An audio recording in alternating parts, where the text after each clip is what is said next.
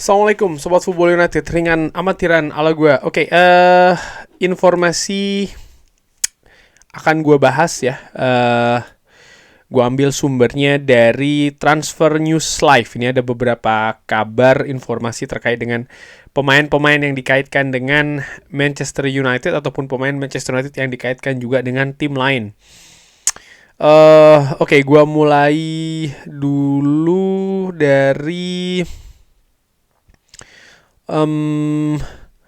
Luca Cercione ini mengatakan kalau Manchester United ini ada progres ya terkait untuk mendapatkan Victor Osimhen. Pelatih Napoli Antonio Conte ini merupakan fans dari Rasmus Højlund yang kabarnya bersiap akan dimasukkan di kesepakatan.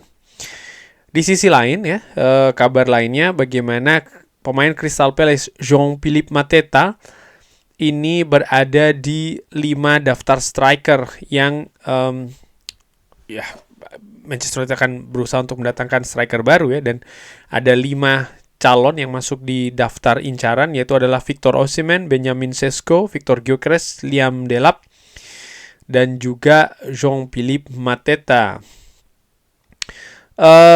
Bergeser ke defensa sentral, Real Madrid mengatakan atau menunjukkan ketertarikan untuk mendatangkan Kobbie Mainoo dari Manchester United. Chelsea yang juga sering ya dikaitkan dengan Kobbie Mainoo ini dikabarkan berada di perburuan nih untuk mendatangkan gelandang muda dari Manchester United. Menurut gue ya, apakah ini permainan dari agen ya, dalam tanda kutip permainan, karena memang Manchester United kan sedang dalam proses, ataupun pihak dari Kobbie Mainoo ini sedang dalam proses untuk menginginkan Manchester United supaya memperpanjang kontrak dengan peningkatan nilai gaji yang kabarnya cukup signifikan ya, kenaikan dari Kobbie Mainoo. Apakah memang betul ada ketertarikan dari Real Madrid, dari Chelsea? Gue belum dapat kabar yang lebih kredibel gitu ya. Jadi gue nggak tahu nih apakah ini merupakan bagian strategi dari agen Kobbie Mainoo atau memang kenyataannya Madrid ataupun Chelsea berminat. Kita tunggu saja. Tapi feeling gue sih kayaknya kemungkinan besar Kobbie Mainoo akan tetap bersama dengan Manchester United. Artinya ada kontrak baru yang ditandatangani. Itu menurut gue bisa jadi salah. Oke. Dari Todo Vijaces ya. Andre Onana ini gagal untuk menarik Manchester United ya. Dan klub kabarnya ingin menggantikan dia dengan Jan Oblak. Oh, oke.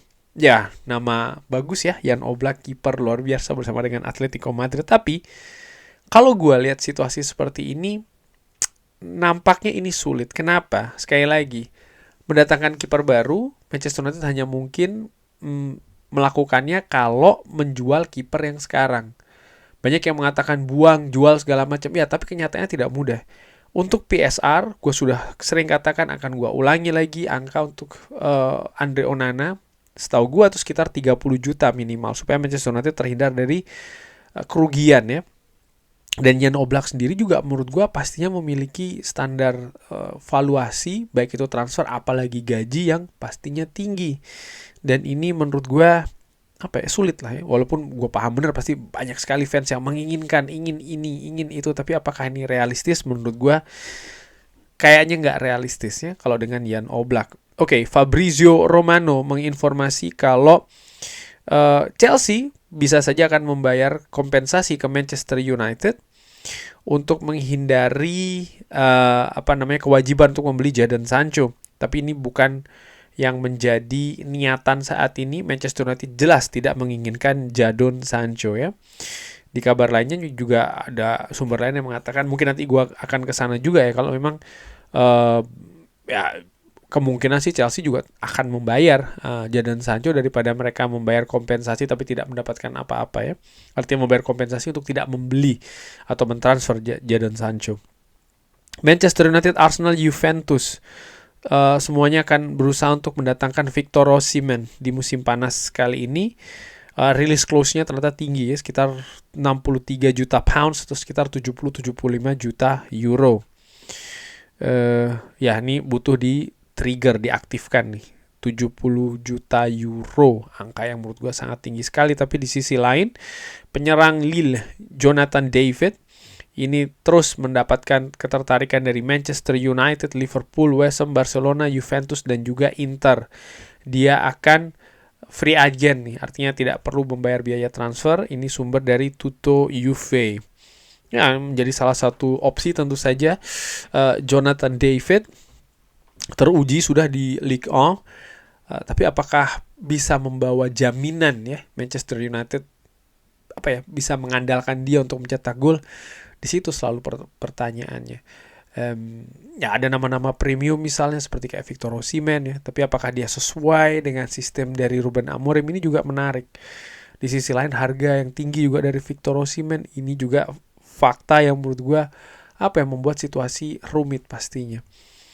Oke, wow, Football London ini mengabarkan kalau Manchester United mempertimbangkan untuk mendatangkan pemain Barcelona Rafinha.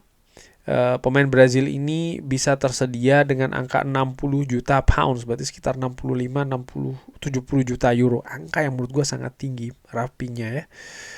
Gue nggak pikir ini akan terjadi. Mungkin hanya rumor saja. Jacobs Ben terkait dengan Jadon Sancho mengatakan kalau Chelsea ini disebutkan akan mengaktifkan kewajiban beli sekitar 25 juta pounds atau sekitar 30 juta euro untuk Jadon Sancho. Seperti gue katakan tadi, nampaknya Chelsea akan lebih memilih untuk membayar Jadon Sancho daripada membayar kompensasi supaya tidak jadi membeli.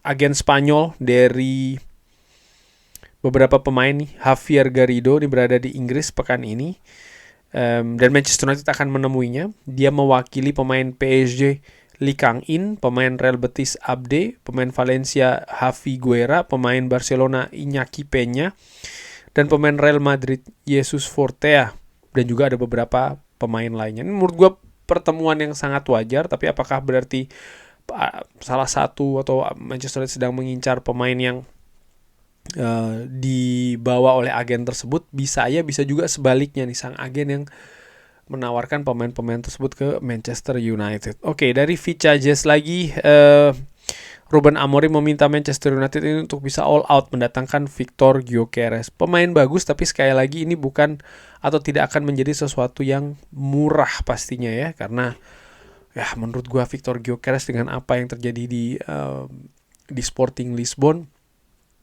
minimal berapa, mungkin 70-80 juta ya, sekitar segituan.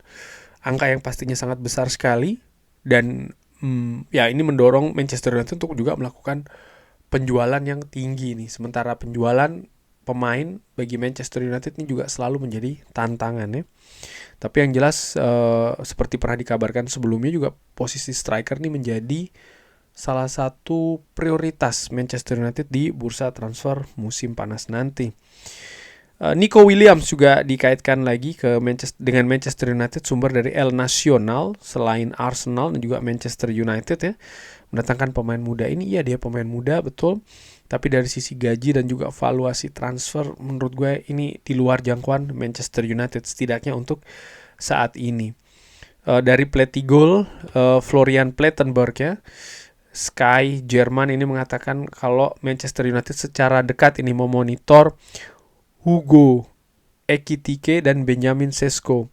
Victor Gyökeres dan juga Victor Osimhen ini terus berada di daftar yang tertinggi di target buruan dari Manchester United. Segalanya menurut gue masih sangat tergantung dengan, artinya pergerakan untuk membeli pemain ya, mendatangkan pemain di musim panas nanti ini masih sangat tergantung dengan dua hal: penjualan pemain ya, penghematan efisiensi, dan tentu saja dengan kemampuan dari Manchester United dari angkanya. Karena efisiensi menurut gue ya, penghematan,